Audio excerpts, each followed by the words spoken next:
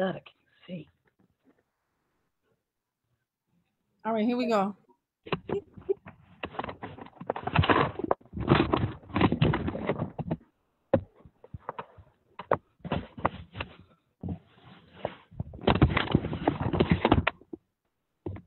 So remember, you can always mute until you get settled.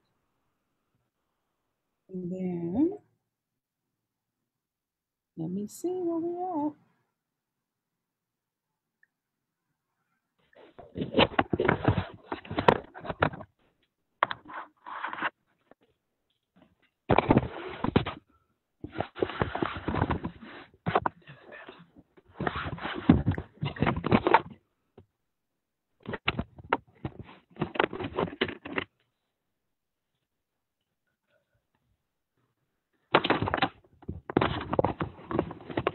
There's a lot in the chat, girl.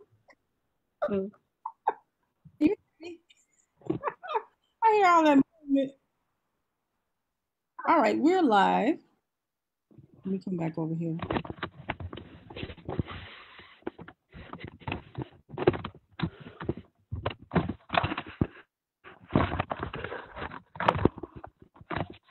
Marcella, can you hear me? I can hear you.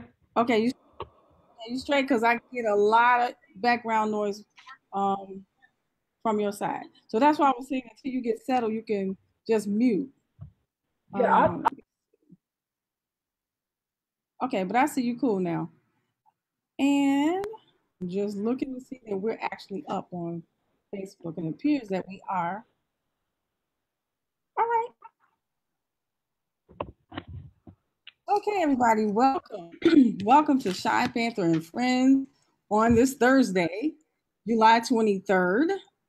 And I'm your host, Gail, and I have with me tonight Marcy Johnson, and hopefully we'll have one other guest. Tonight, Clarence won't be able to make it, so we'll just have to wait till next time to hear what he has to say. But anyway, Shy Panther and Friends is an independent media organization, and we are produced by Shy Panther Media Group. And it is our mission to provide quality, entertaining programming, and it is our goal to uplift, to educate, and empower. So thank you for joining us tonight. Please share the page. Please follow us. Please go to the website, follow the show on shypanthermediagroup.org. That's all one long word. And we're on Instagram at shypanther829, and of course on Facebook. So welcome, welcome, welcome. And tonight's show is part 3 in a series of 4 on rebuilding our community. And today our focus is the Vote 2020. And as always, we always talk about so many other things. Everything, all of it has to do with rebuilding our community gets thrown into the mix. And as we open the show tonight, I just want to offer condolences for 2 super civil rights um, pioneers, actually, Congressman John Lewis and C.T. Vivian, who both passed away last week. So yes. just want to condolences to them. And I'm going to go ahead and get into the show. Marcella, how are you doing today? I'm doing okay. I'm a little under the weather right now, Oh, but I have the doctor's visit today. So, but other than that, I'm just fine. And how are you? I'm okay. I guess I shouldn't complain. I'm doing okay.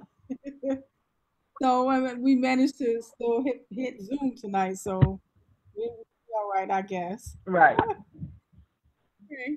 So we have 102 days left until election day. That's November 3rd this year, unless something changes, unless they decide that we should do something else because of social distancing. But I do know that we are still able to vote online, and there are a couple of rules about all of that stuff. And I did post a link to voter regist- um, uh, vote.org.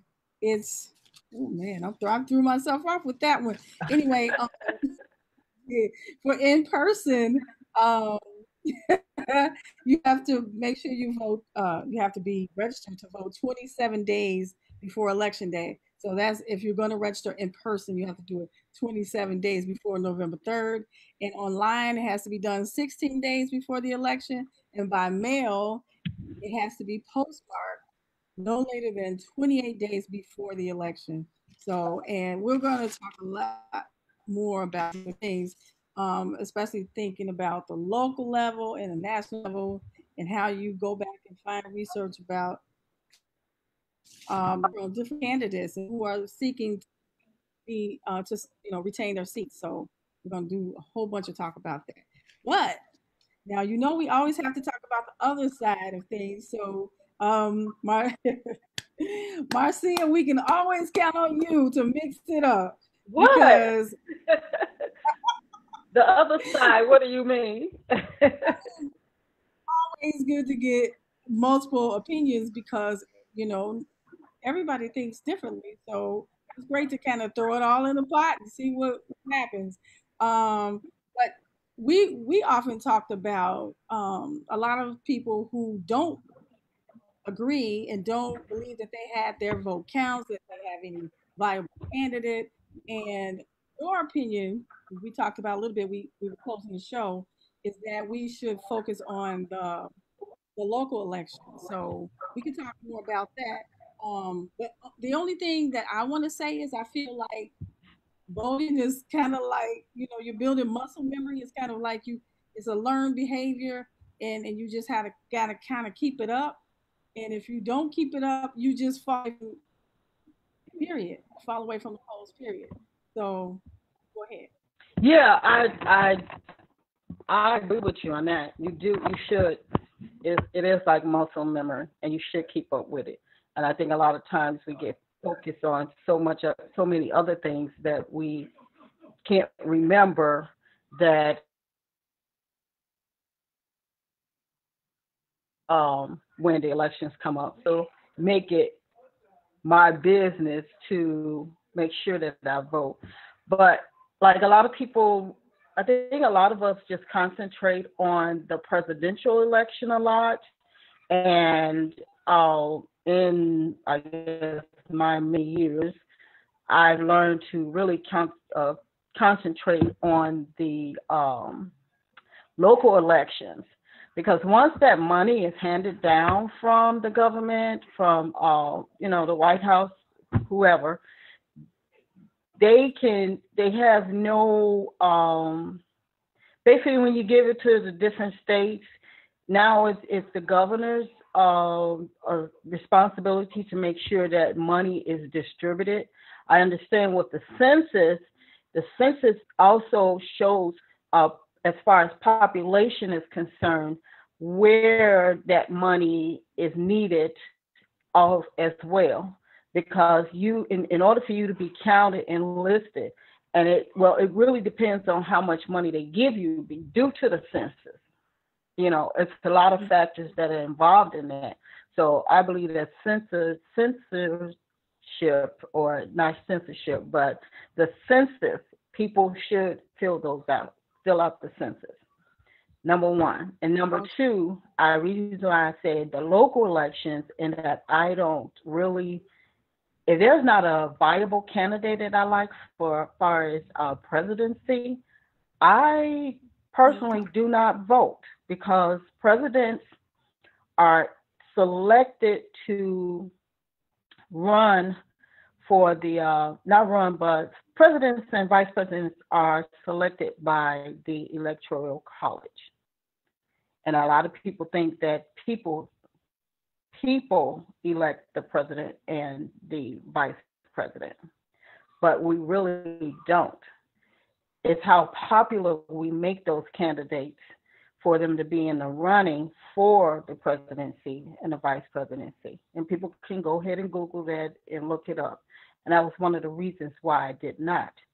Like when Trump ran, I did not vote because I knew that he was going to get the popular vote when it came to the electoral college.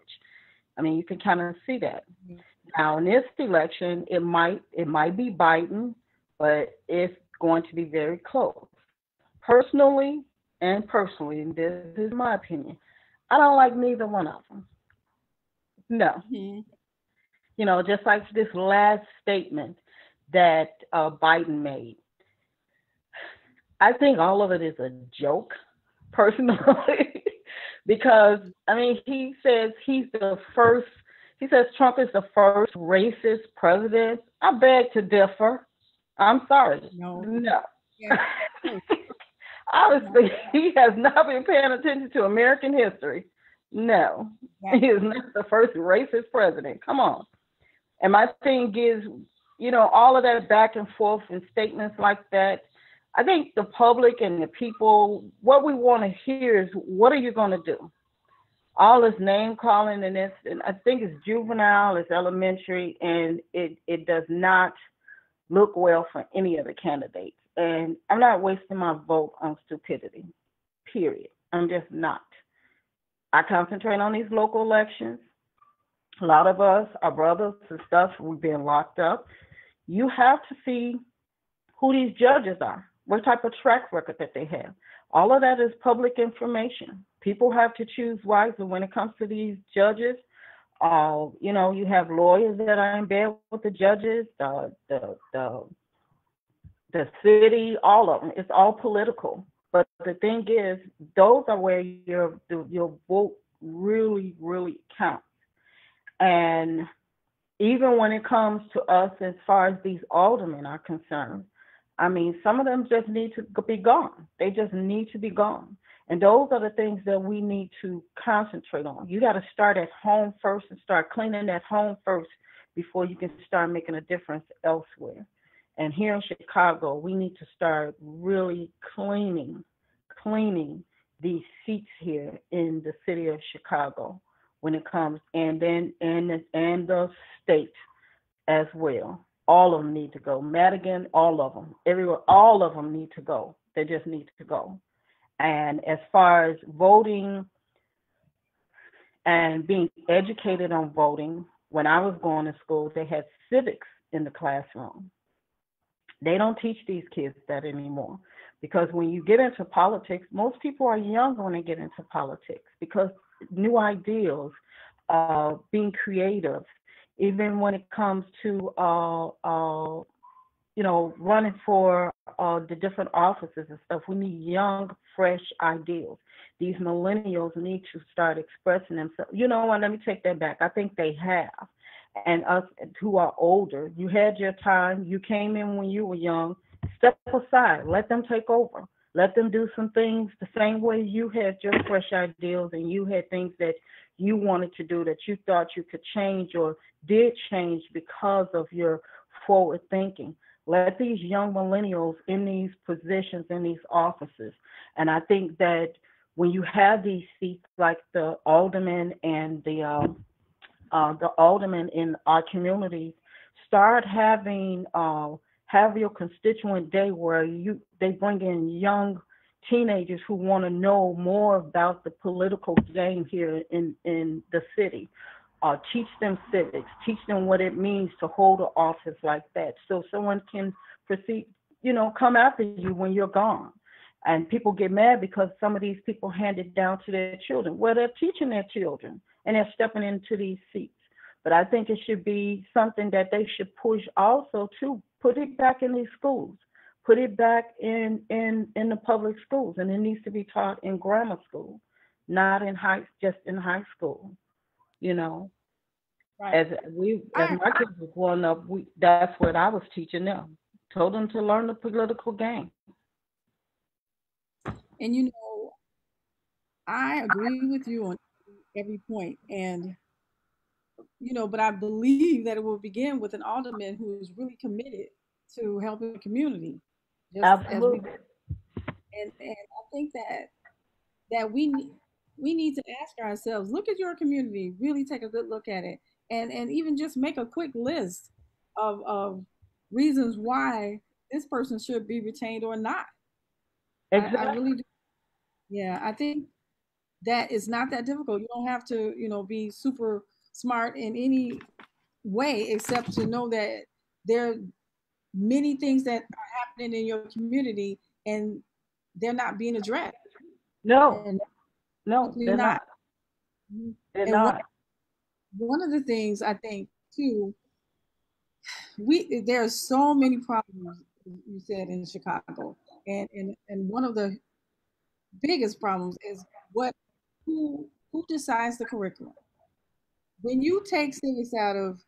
out of, I mean, you could most who come here, most people who visit from other countries, they're well versed in their political process. They know about our process way more than we do. Yeah. They know how the system way more than we do. And I think Absolutely. that is absolutely a shame. Even geography, they know geography. I mean, it's they make jokes about it how much we don't know geography. But I think too, just as you said, a lot of that has to do with our curriculum in schools, and another part of why I think, well, this is my opinion. America is very egocentric. Everything is about us, and everything everywhere else is supposed to be less than. And when you come down to the community level, national level, that's what we're facing right now in our revolution. Why people don't know and don't understand and don't care to know about what's happening in the Black community and why it's happening, because it's all everything about that's important is not it's supposedly not happening in the Black community. So we have Right. layers of issues. You know what I'm Yeah. saying? Which is Uh, hilarious to me. Like we just don't exist. We don't bleed red blood. We don't breathe the same air. I mean, it's hilarious. exactly. It seems like it's a form of some type of insanity to me. Just to, I mean, without trying to be funny, but that's just how I feel, because how does any logically thinking, sane thinking person believe the way a lot of these people believe? And that has contributed to years and years and years of problems, and has degraded our community, has pulled it apart, because we don't get the funding that we need to build our communities and to sustain ourselves. And we keep going back to the fact that so many times when we did build our communities, when we were living to ourselves, when we were segregated, then someone from outside came in and destroyed what we had. So it's like you build your foundation, and all of a sudden an earthquake happens and you starting from scratch over and over and over and over again. So I'm just saying that I know that it's a huge we have a lot to do to rebuild our communities, but we have got to start someplace. So I don't know. I don't know. You're And right. and We right do. now, We have to. We have to yeah, and start that's some places. exactly. And then we're faced with this vote. So what are we gonna do? What are we really truly gonna do? And I agree. And it just seems like on either side, because we only have this bipartisan issue here, we don't anyone else who wanted to run pretty much don't stand a chance, because this country is rooted in that Democrat and Republican, parties for forever.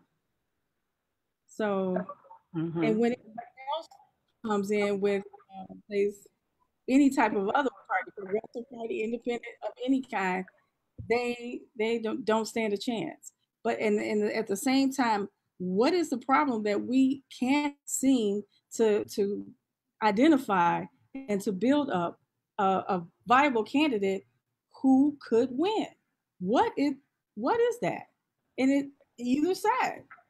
It's like many people have the feeling that you do. Like, who are we voting for?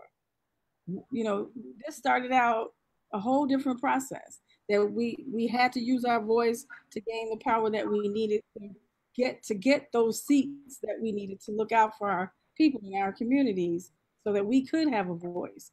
And Right. now it's that those people have dropped the ball, and is been allowed to just falter for years. No one's holding anyone accountable. And I guess that's where we're at right now. We have to hold people accountable, or all of this that we're seeing, all this devastation it's never going any place. It's just going to get worse. That is true. Like with everything that's going on, I have yet to see the Black Caucus speak out. I haven't seen anything. I haven't really been Right. looking for it, but I haven't seen them do or say anything public at all. I mean, nothing. Maxine Waters, none of them. You know, maybe they're mourning the death of the congressman that just died, and I know his name, but right now I'm having a brain Yeah. fog. But I just have not seen or heard. I remember when Mayor Daley was in office. I mean, these aldermen and these politicians were so visible on TV. Then when Rahm Emanuel got in there and threatened to snatch some of the seats, you don't hear from any of them. You don't see them on the TV or nothing. I mean, I'm sure what everything that's going on in our neighborhoods, they are the liaison between us and the city, and that's what the seat was originally um, put together for. They were supposed to be a person in your neighborhood is supposed to be a liaison between the city and its constituents. And I haven't heard anything. They have not addressed the shootings in their neighborhoods or nothing. I've seen a few of the Hispanic ones, but I haven't seen not one black one yet. And there are more black aldermen than there are uh, any other race of aldermen. I haven't heard or seen anything, you know. And like you said too, where all the money and stuff goes and things that need to be taken care of in our neighborhood. I have a light out in my alley that's been out for 2 years. The only light that's out in the alley. And I've been calling and calling and calling. I've even engaged my neighbors to start calling, and they're calling on behalf. And it seems as though we got these, we've never had any drug dealers and stuff that's hanging out in the alley. And my daughter has seen prostitution and drug sales just recently, you know. And of course, I work nights, and when I come out of there, I don't want to see that, and I'll just pray it's not a problem. It doesn't become a Right. problem. But I'm just just the little things, just the little things like that just go unanswered, go not taken care of. I should not have to call 2 years to get a light replaced. And my taxes go up That's every year. But this is just, and mhm. I'm not saying it's just our community. It could be all over. I don't know that. But it just disheartening when 2 years, it's just changing a light bulb, I guess. And once I was told that they were putting LED lights throughout the whole, area, and that's fine. But I should not have to call 311 for 2 years and Right. consider where I Well, work. mhm. Well, I don't know if that's happening in other neighborhoods, but I do know from living on the north side and moving to the south side, there is a difference in how things are done Oh yeah. and how Yeah.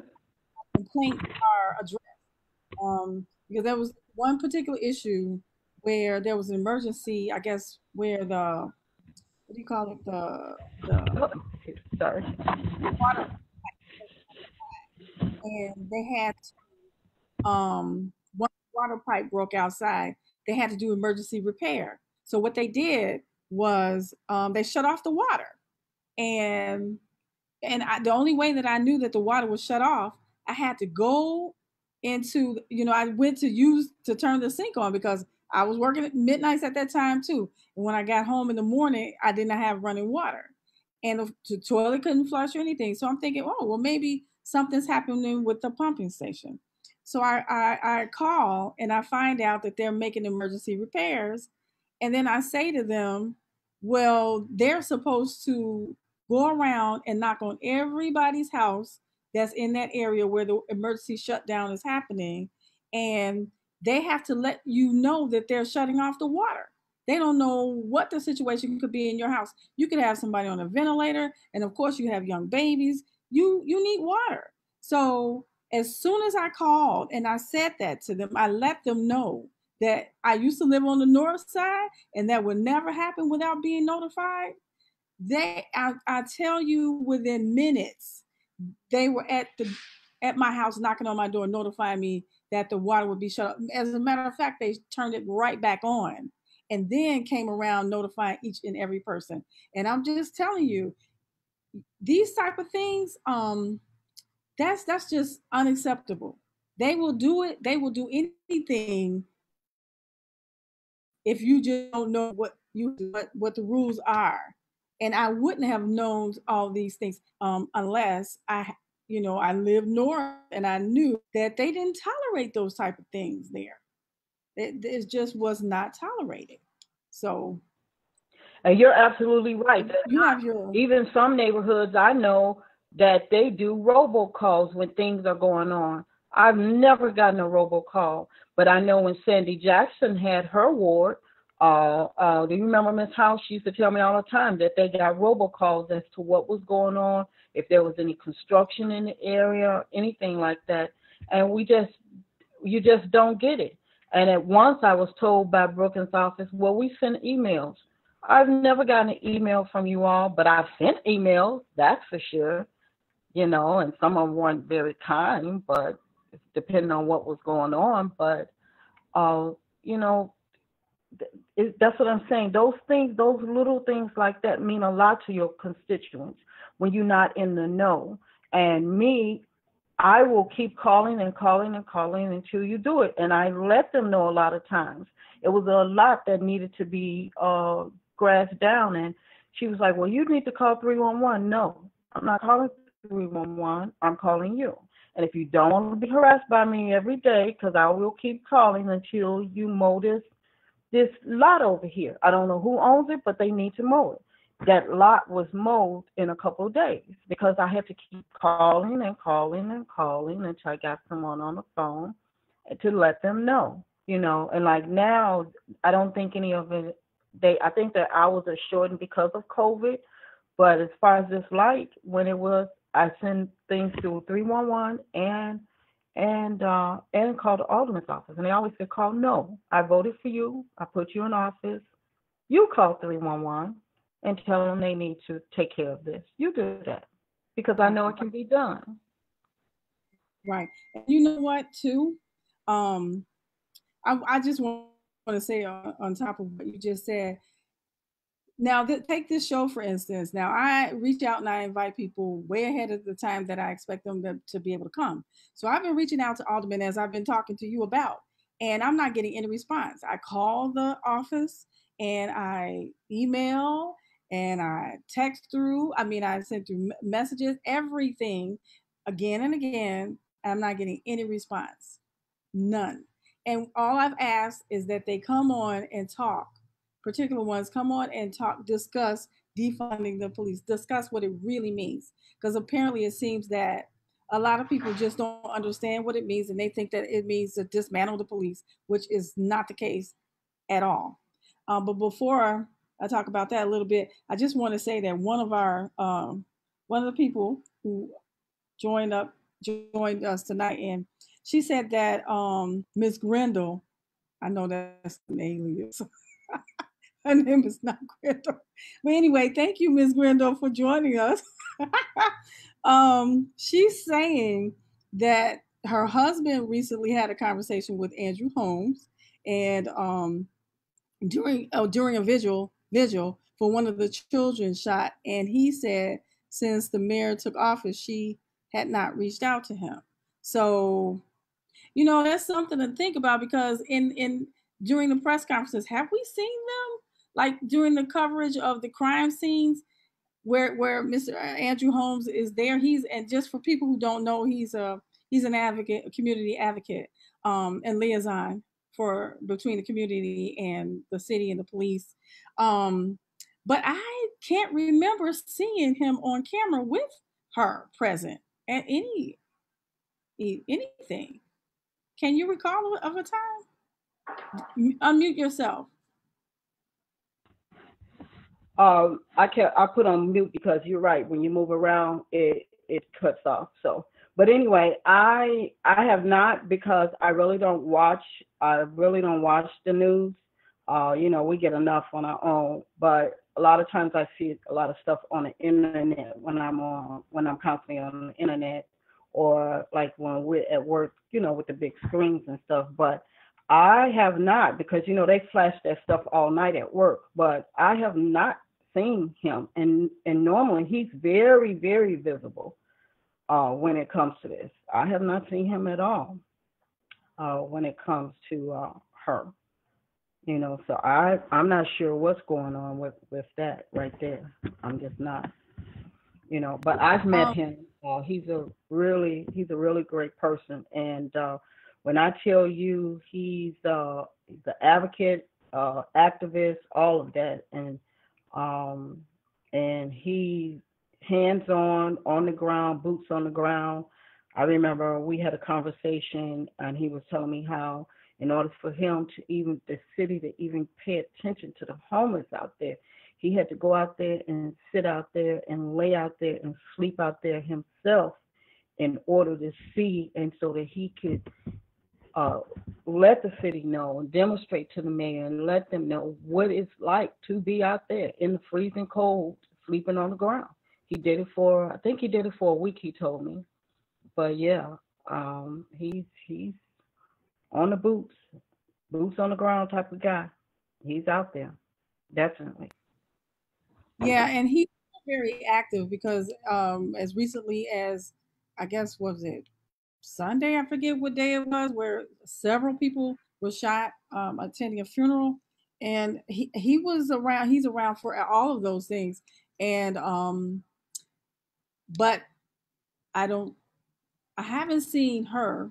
I haven't seen our mayor around any of that, and I haven't seen. Well, her big thing right now is trying to get COVID under control. Well, help us keep it under control, help the curve stay flattened, and that seems to be where a lot of her effort and energy is going. And also with trying to address the crime with our new superintendent, and with us getting federal agents here, and it seems like that's what we've been doing. What she's been doing, Yeah, all of her. that's been her concentration. Right. So far. And I feel bad for the new superintendent, because I mean and excuse me to the public, he just walked in a puddle of shit right now. So Yeah, I agree. And I it's kind of feel bad even for him. yeah, even he said he couldn't understand the process of how people were arrested, detained, and incarcerated, and then let go. Some of the most violent criminals let go with a short term, and some of the other folks who basically hadn't really committed a violent crime at all were being held in jail and in prison. It just didn't make any sense to him. And then when folks were released with electronic monitoring, nobody's monitoring them.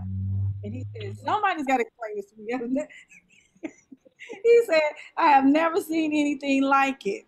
And I mean, I believe And citizens now of you see why local elections are so important, money wasted and money going to places where you will probably never figure out where it's going. And but you gotta look at it like this, Jill. And I've always looked at it like this, and people might not agree. But if there's no crime, there are no police. You can, you know, and not to speak against it, but my daughter has had her plates ran first before she's being pulled over.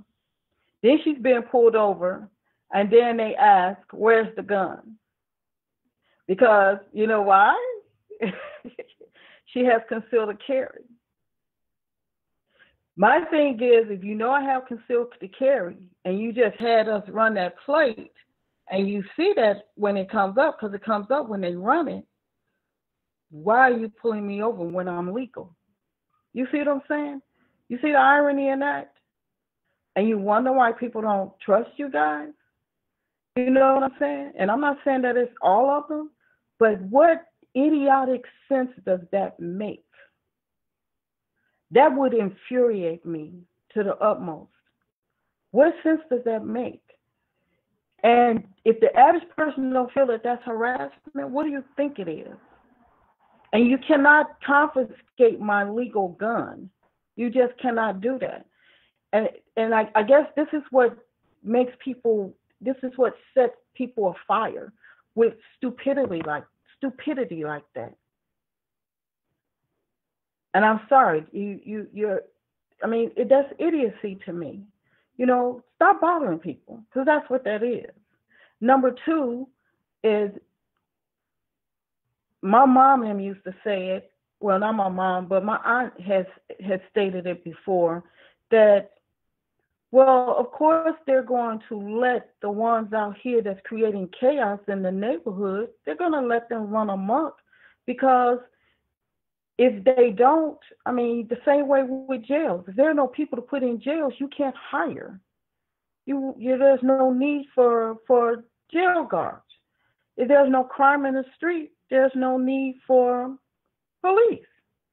So of course, crime has to continue and crime has to go on in neighborhoods that they choose so that they can keep their jobs, you know? And then Right. that position is passed down to their children who become police and their children who become police. And I'm not saying Yes. this is the thinking of all of it, but this is part of white supremacy. And if people think that it isn't, think again. I mean, it's simple deduction. We're spending so much time on these small, minute things instead of getting things done with the bigger fish. And it goes back to once again these local elections, the lawyers, the judges, um, the politicians, all of them. Those are where you can't rig those votes. There's no electoral college for judges and and all of them. You know what I'm saying? I remember when I Right. used to do the list of judges and pass them out. We have to be informed, and we can't vote just because somebody else says vote. I don't do that. I don't follow suit. Even if I was in church and your minister said, "Hey, I know you need all you guys to vote for this candidate," no, you don't. I have to make an informed vote. I'm not voting just because you say so. That's crazy to me. And we Right. need to stop doing that. Right. A way that we can circumvent, well, we can begin anyway, is with the local elections. That we have to, as you said, we have to get in there. We have to look at who's holding particular offices, and if we don't believe that they should retain those seats, get them out. Get them out. And Absolutely. this is all of this that we're discussing, that we've been discussing, is all a part of the whole of systemic racism. And unless we start sifting away, we got to take it out piece by piece to get our representation what we want it to be, what we need it to be. Otherwise, we're never going to get anywhere. Exactly. And those of us in position need to stop chasing the dollar just because somebody offer you a few dollars. Sometimes, no, I'm not going to say sometimes, all the time, integrity plays, you know, and just years past, historically, we've been handed off by our own. We have just been handed off by our own, for that dollar. You just brought up a very good point. I wanted, um, and just for the people listening, our community, we're faced with so many our issues. As I said before, the issues are so layered. What we got going on and how we are attempting to rebuild and deconstruct and reconstruct is huge.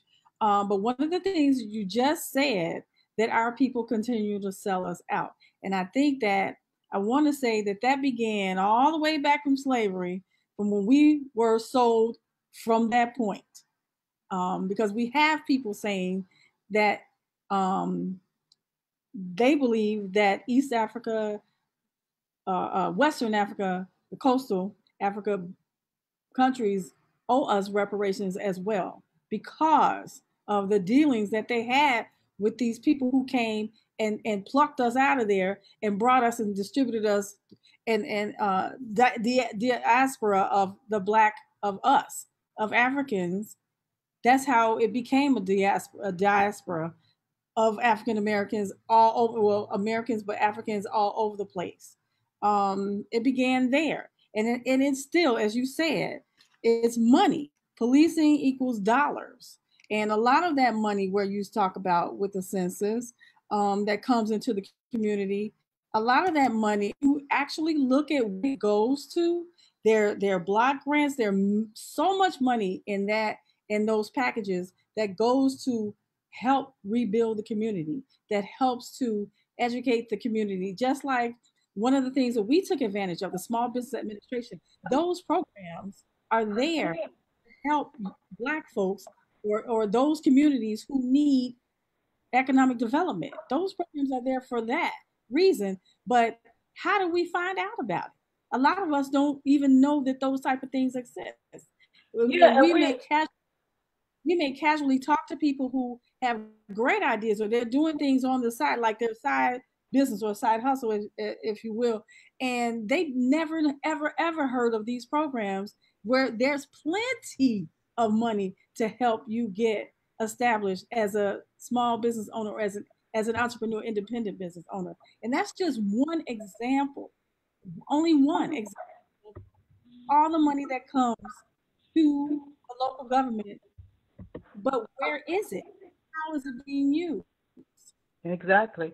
And we tend to find things out about word of mouth, but we also, and speaking on that, not that grant, it just it's just so disheartening too that it's so many businesses and small business owners out here who really need that money, and you got some of these idiots on Instagram and on Facebook getting this money, and they're misusing it, and buying houses and clothes and stuff like that. And then you get on social media and broadcast this and flaunt this, and you don't really have a legitimate business, and you're getting this money that's $10,000.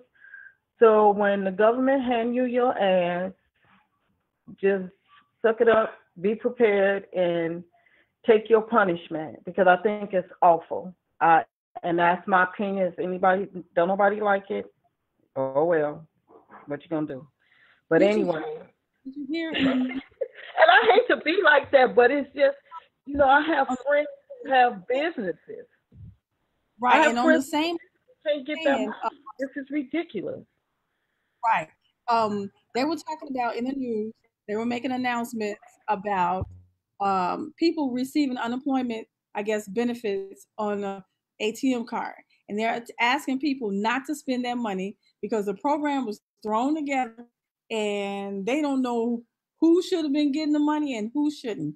And as it turns out, as the same thing as what you're saying now, a lot of legitimate businesses who really needed help aren't going to get it because of how it was handled. And the same thing happened with unemployment. They have given out unemployment benefits to people who didn't even apply for it. They never ever even applied for it. Actually, They're people who are dead. How is that? How is that? They gave stimulus to people who are dead, unemployment to people who are dead, and people who have jobs. I, it's yeah. it's crazy. Who's doing this? You know, I Well, understand you want to help the people, but it's coming from the federal level. So I mean, you know who we got in that office in the White House. Sir Orange,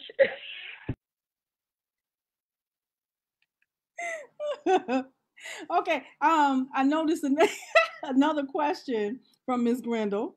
She says, "Do you ever think they do it to keep property values low while planning to gentrify?" And I guess that's to what we were talking. She's still laughing at us after what we were talking about.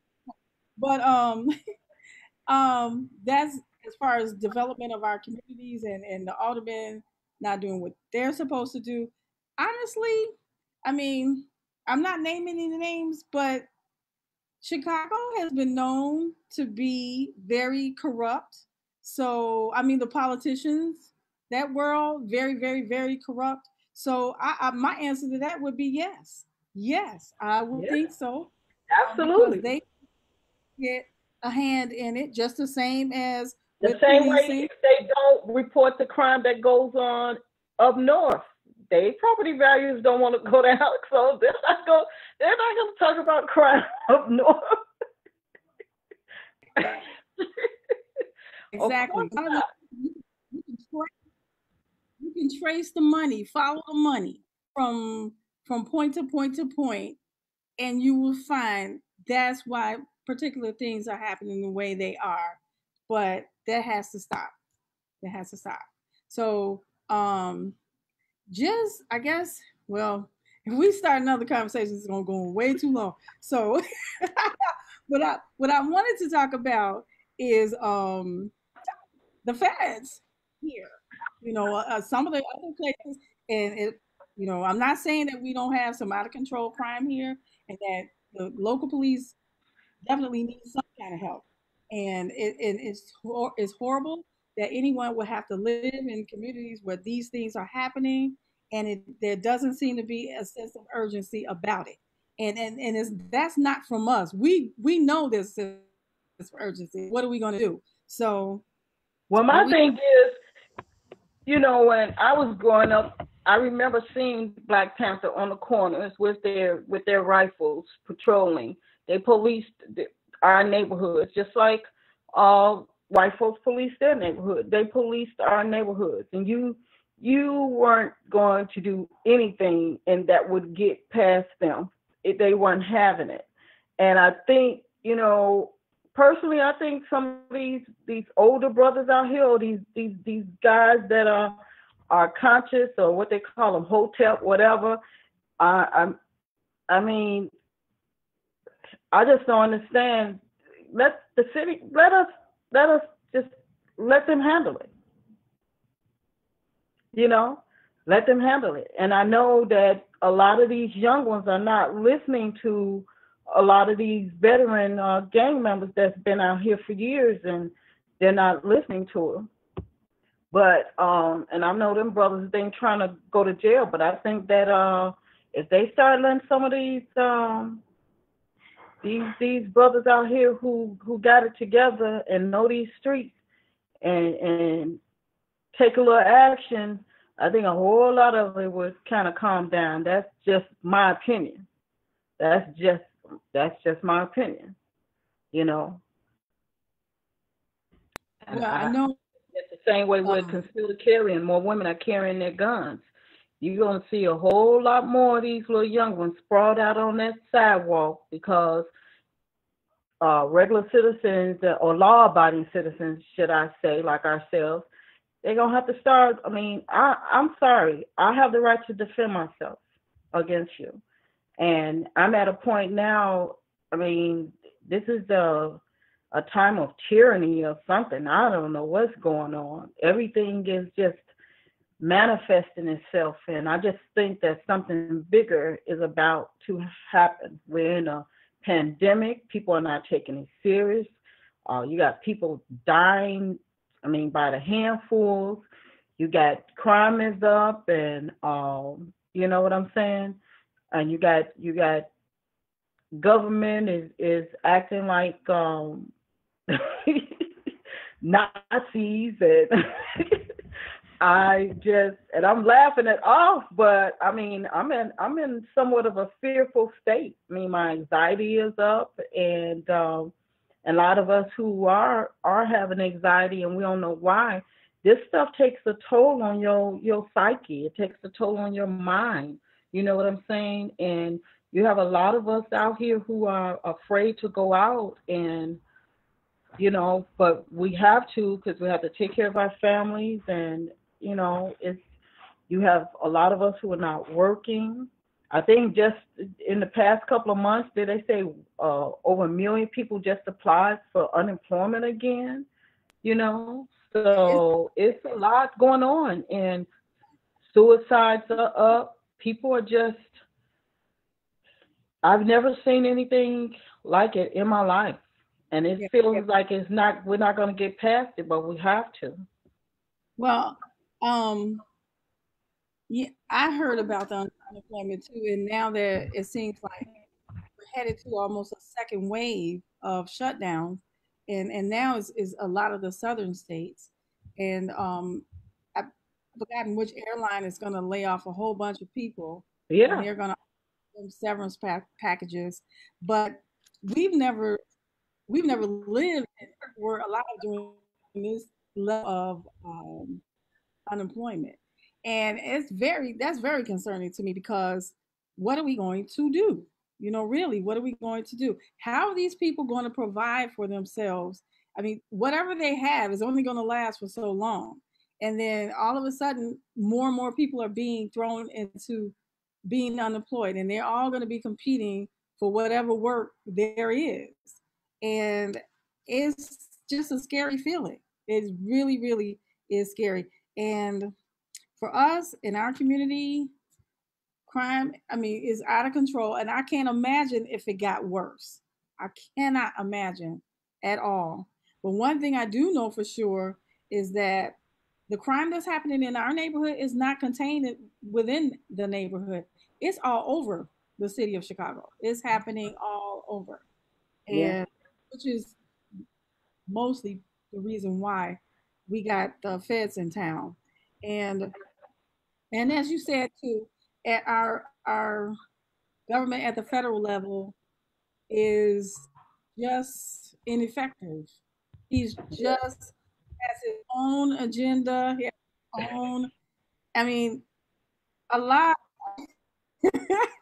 and a lot of politicians on both sides of the aisle are saying a whole lot of stuff because they're really like disgusted with what's happening with him, and a lot of people are reporters. I mean, you could just name them. They're talking about his fascist ideology, and Well, we knew hey, that they from wanted them in there. Now you see. Now you see. what And he was saying yeah, during his campaign was directly toward that. So how is it a surprise now, right. after all this time? You know, the man has been impeached, and he's still sitting there. So I'm just like, man, what in the hell? That's what I said. You know, I've never seen anything like it in my lifetime. I don't know. I just don't understand it. You know, this worse than Nixon in Reaganomics. right? I And, just don't and understand what it. makes the, America that makes the most of us feel afraid and uncertain is because we much haven't had a government that is not responding to us. Is not responding to what we want. They're doing what they want to do, and we've never really seen that in this country so much. Like totally like deaf to what the people are saying, what the people want. So that's serious. That's to me, that's a state of emergency in itself. That we, what the heck? That's why you see so much like anarchy in other countries because a lot of other countries they don't tolerate this. They do not tolerate this type of thing where the government is totally insensitive to what the people need. And we're definitely in a state of emergency because this pandemic has crushed us. It's crushing us economically. And not to mention all the people who are dying. But oh my gosh. Oh And my thank God we have our jobs, but just imagine, you know what I'm saying? And I do complain sometimes, but I'm grateful that I still do. But it takes a toll, like I said, on your psyche. But and as God. far as these federal agents coming here, like so one of the ladies at the job, Latrice, she was saying, well, have you noticed that he's only doing this? to Democratic states? I guess so. I don't know. I haven't paid attention, but the thing is just the fact that he's doing it. And then they said, okay, well he's just gonna they're only coming here to get the guns. Well, what neighborhood you think they're gonna come in to get the guns? You think that's, oh, it's just that simple? They're just gonna come in here to get the guns. And how are they gonna come in here and get the guns? Aren't that doesn't that mean that they're gonna have to be on the streets and in these neighborhoods to get the guns? That's terrifying. You know what I'm saying? And then on top of that, okay, so now are they gonna be the new police? Or are they gonna work along with the police? Because from what I'm seeing in Oregon, they're not working along with the police. You just see them. And they're detaining people who, but see, that law was passed years ago. While people be looking at all the stuff in regards to like these plane crashes and stuff, that law was passed by the government. I think that last time we had, this was way, I think this was a little bit after 9/11, where they made it very clear that the government can hold you without letting you know for in without what is it for an insurmountable time, and they don't have to basically tell you anything, can detain you. And I think this is where this can you hear me? You were getting Can you hear like me, Gail? a little bit. Yeah, I can hear you now. But you were I was saying, saying that they passed a law a long time ago. I was saying they passed a law a long time ago. I think this was however long, and they don't have to tell you anything. So this is some of the stuff that they're doing in Oregon, and they're doing it all over. And I believe that it's almost like you have a trickle effect with certain things. The same way with this new ID thing that's coming that's supposed to come out. Well, that's supposed to be here by the end of October, and you better have it. Even local police can detain you, and not detain you, but they don't have to accept your driver's license if it doesn't have that star on there. They don't have to accept it as ID.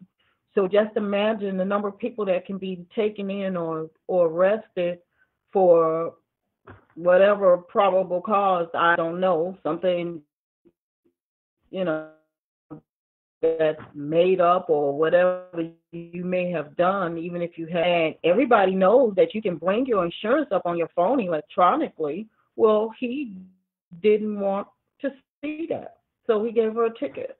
This was out in Naperville. He didn't want her to bring her insurance up, so he wrote her a ticket for not having insurance because he wouldn't let her bring it up electronically on his phone. What kind of idiot are you? when in You fact, know, so here. Okay, we're getting a bunch. it, yeah, But I don't know. Miss Grindle again is saying from what she heard yesterday in Oregon, they were grabbing people and not telling them, as you said, and then once they asked for a lawyer, they were set free. See, and that was my question too. Trump wants to send these federal agents out, and my question was the same: are they going to work with the police? Are the police welcoming them to come here? But and then on the other hand, it said the FOP reached out and requested that they come here.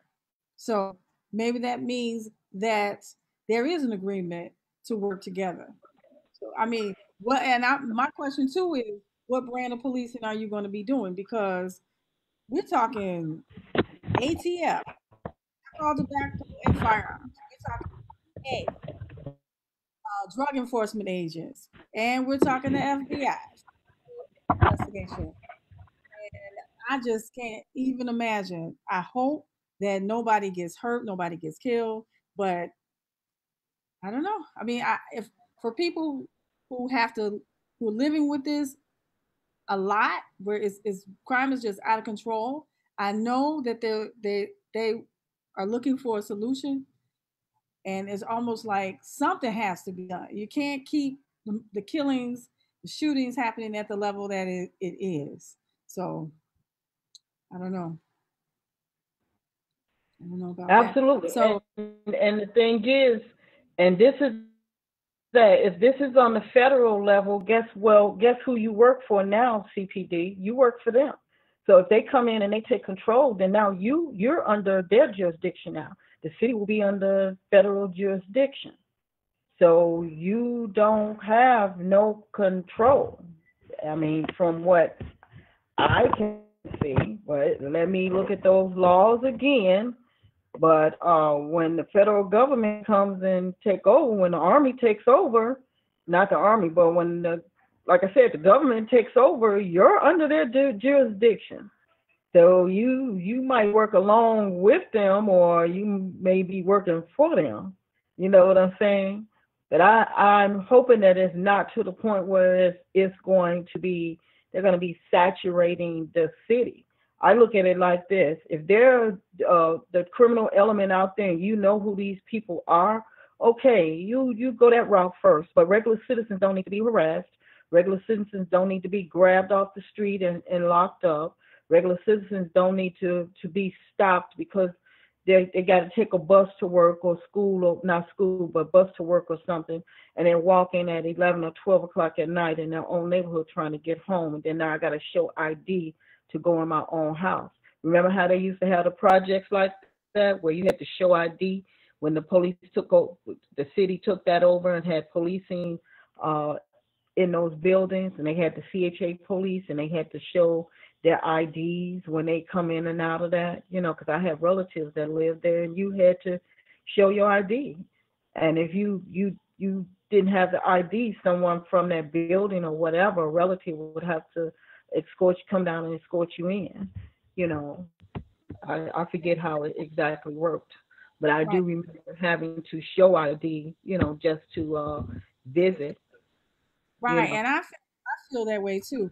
I was wondering, is it going to be the same, more of the same, stopping people who are just going about their business, or are they actually going to be targeting people who are actually committing the crimes? Because in a lot of cases, you could drive through particular areas and you can see people out doing things, and they can identify that.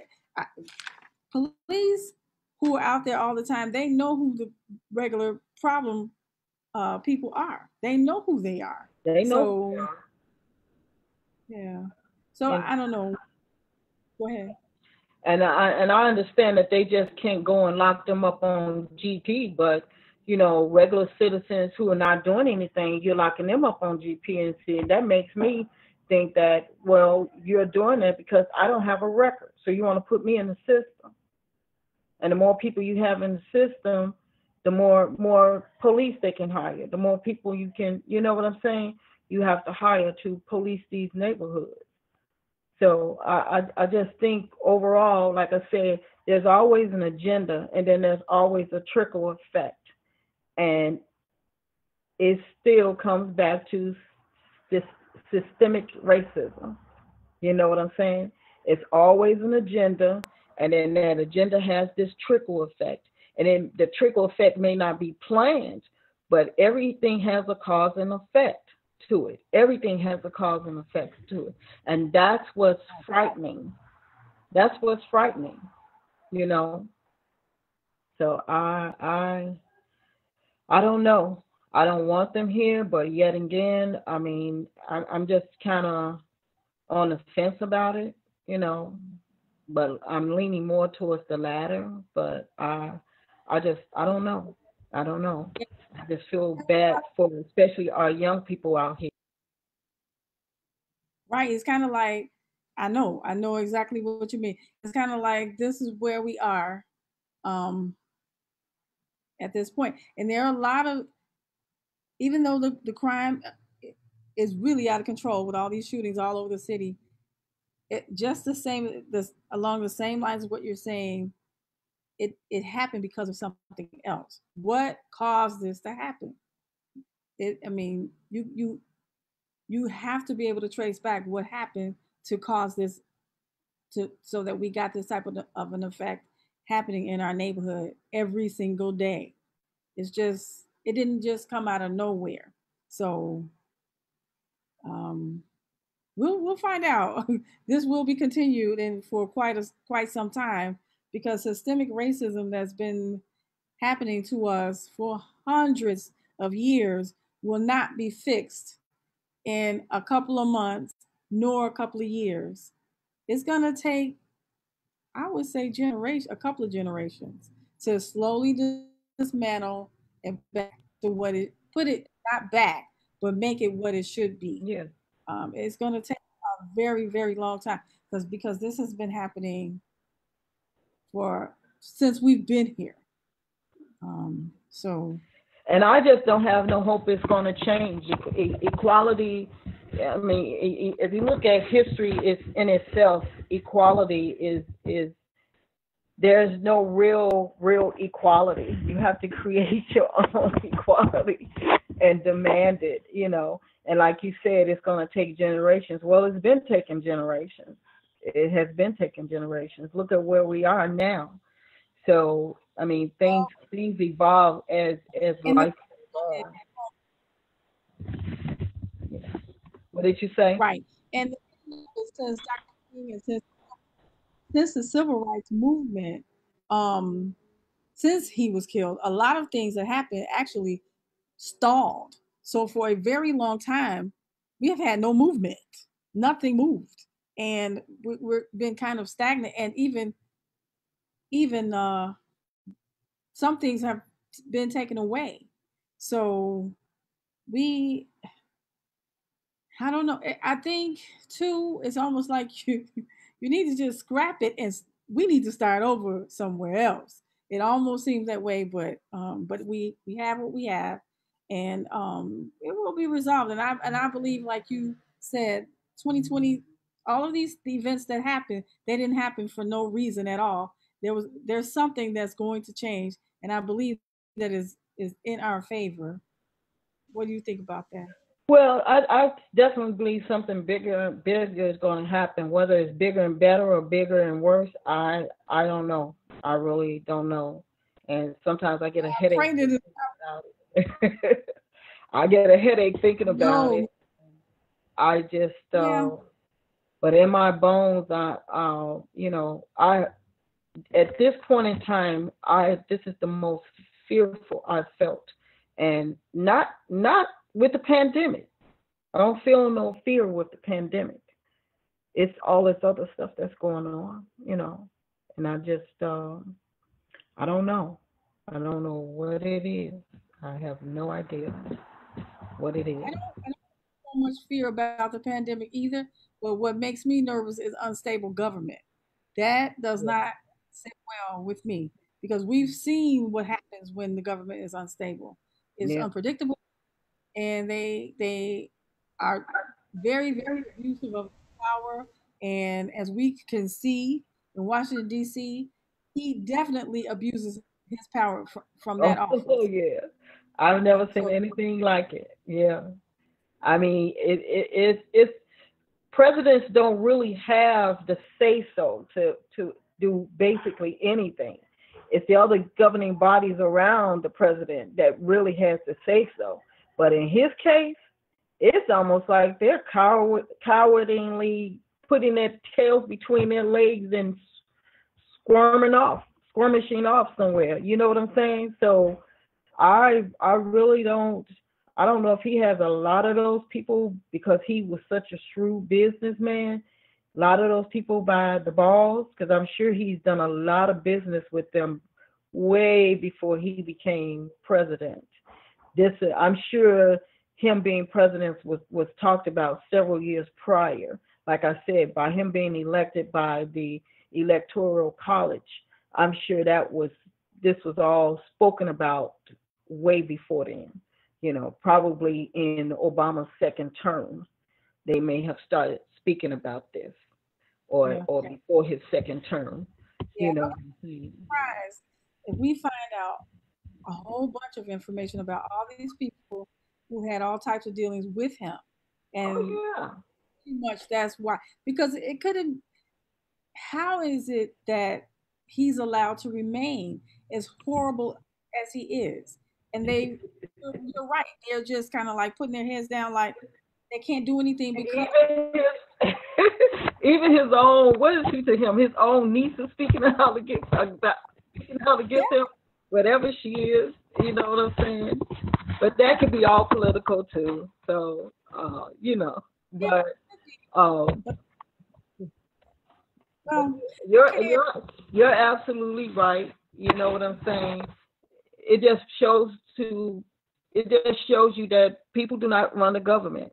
The government run the people, and Well, yeah, and this that is the should be. That's why I said feel like I'm living in a time of I don't know. this is one of the worst examples of it right now. What we have right now, we've never had it this bad. Mhm. I think as for the person in that office. So that's what concerns me so much. Um, so I think we'll stop. We'll stop here. And thank you everybody for joining us tonight. And please come back next week, the last part of the series. And we'll always keep continue to talk about this because we are in the middle of a revolution and it's going to continue. We won't stop now. We got people listening to us, at least that much. We got the floor. So we gotta keep moving. We can't stop now. And again, thank you guys so much. And Marcella, Marcy, you want to share a little bit about your social media and your new product that you're offering? Yes, and shout out to all these new black businesses. I wish they would come on. And remember that thing I sent you? I don't have my phone close to me right now, but I think people need to reach out to them. Black Chicago. What is that thing I sent you where they have all Oh, the businesses listed yeah, on there? but I will make a note of that, and Yeah. I will bring But them up. I really, oh, well, we're going to kind of keep this a secret. I do have Taylor B's beard oil, and I kind of don't want people to know that this is going to be ran by a woman. So I'm trying to let my son kind of take the reign on this because that's his name. But I just chose to come up with a all natural beard oil for men. And most of the men around me have beards, and I just looked at the fact that why are these beards so scruffy? You know what I'm saying? And a lot of men they use soap and stuff like that on their beards. You can't really do that because that's attached to your face. So you're drying it out. You're drying your face out. But the beard is all natural. It has hemp in it, hemp seed oil in it, and has tea tree oil in it, jojoba oil, and just a lot of oils. I've been mixing oils for years, so I decided to come out with a product. Um, I'm working on something else too for women, but I decided to come out with the beard oil because of it was because of my son and my husband and their scruffy beards, but they love it. It softens up the beard. You can also use it on your face, and you can also use it on your hair. But it is all natural essential oils that I mixed up, and hopefully it'll go well. So look for me on Instagram, Taylor B's Beard Oil, and you'll find me there on Instagram. So Okay, thanks, cool. Gail. Yeah, and I'm working toward it, getting the list together, and I'll just post them every time. And I finally remembered to put vote.org, the link for people who haven't registered. You can just click on that. And I actually found a couple of other websites. I'll put them up there too to help you kind of go back and look at some of the people who are trying to retain their office or who are candidates, judicial candidates. There's plenty of information in there about that, and it tells you about the years as far as terms from the appellate to different levels of the court system, how long they get to retain their seats, and you can actually, just as you were saying before, myself, that you can go and look at what their background is and how they ruled or whatever their history, whether they're and a couple of things that they talked about, particularly were being sensitive to.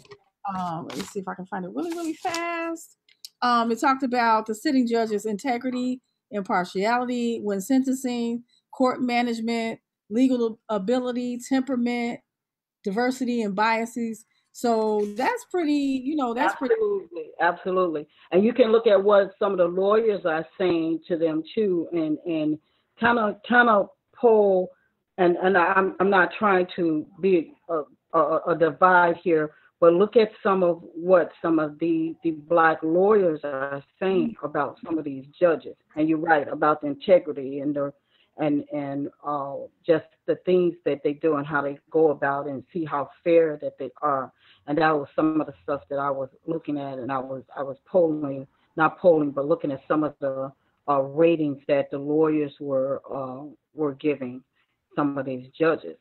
So that's how I was basing it on that. And you've got some out there where you got a great majority of lawyers that will fail a judge in a hot minute because of their thinking and the stuff that they do in their courtrooms. So those are the things that, and I concentrate more on judges because at the end of the day, they have to say so. And you have to look at some of these prosecutors too. Look at their track records and their integrity and how they deal with uh, not criminals, but just people that they're trying to prosecute. Are they pro police? Are they pro citizens? Are they really pro? Are they pro state? Or just don't give a damn? Because you do have some out there that don't listen to some of the rate, especially the ratings that these lawyers are giving them. So that's a Okay. good way to do it. I'll grab some of those sites from you, and I'll throw what I found. But one of them that I found that had a lot of information is ballotpedia.org, and it's ballot ballotpedia.org. They listed a whole bunch of information, and injusticewatch.org. That's one word, injusticewatch.org, and I'll list them too, so that you guys can have a look. Because I was surprised at the all the information that was there and the particular things that they looked at. I was really surprised about that. Um, so that's something that we can do, and I think this is the time we got to get do a little homework right now, way before it's time to make a decision. Right, So right. thank you all for joining us, and take care of yourselves. I thank God for His grace and mercy. Take care of your neighbors, and that's all we can say. That's all we can offer you right now. And thank you so much for joining in the conversation tonight. Sometimes it's so hard to get people to even log on or have time to do it, but I appreciate you so much, and have a great night. Thank All you. right, my Bye.